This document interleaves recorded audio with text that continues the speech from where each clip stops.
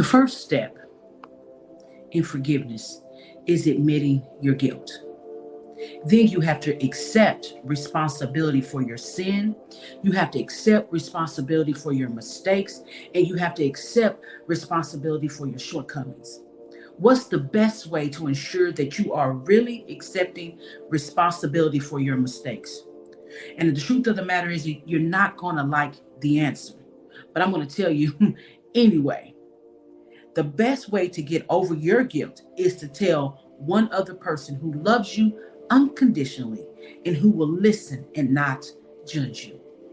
Do you have somebody like that in your life? Listen, you don't have to confess to another person to be free. All you have to do is confess to God and you will be forgiven. Many of you all have already been forgiven and you still feel guilty. If you want to be forgiven, you must tell God. If you want to feel forgiven, you've got to tell one other person.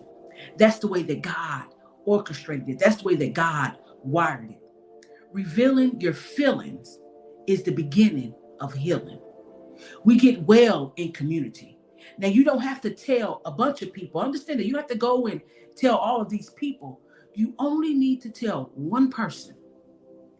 Tell one person that you trust. Tell one person that you know loves you unconditionally.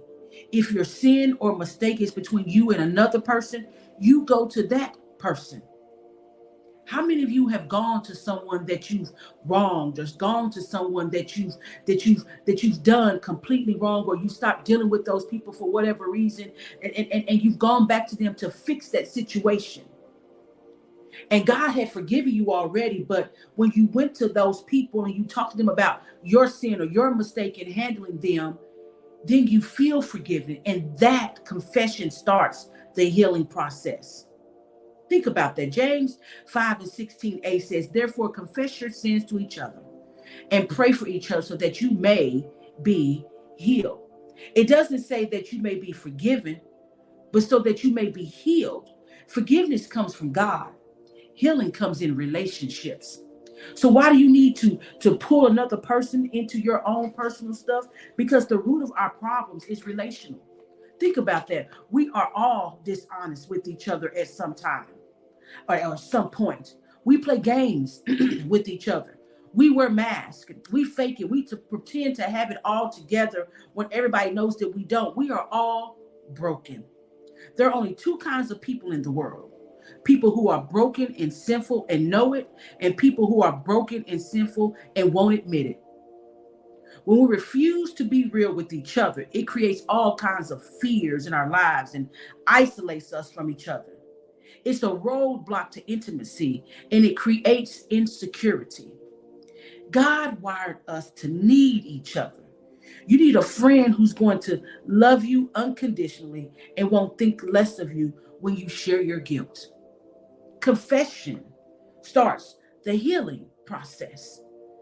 Many of us will go to God and say, God, forgive me. And God does forgive, but we don't feel forgiven. Because sometimes we need to go back to those people that we've wronged and confess our shortcoming, confess our mistake. And that confession will start the healing process within us. Therefore, confess your sins to each other and pray for each other so that you may be healed. I don't know about you, but I want to be healed today. So I've had to go and fix some relationships. I've had to go back and say, hey, there was a misunderstanding. I apologize for the way that I handled you. Think about that today. Confession starts the healing process. I want to be healed. I want to be healed physically, spiritually, mentally, emotionally, but none of that can happen. You can't be healed spiritually, mentally, emotionally, physically, if you don't confess. Who do you need to confess to? Or what do you need to confess today?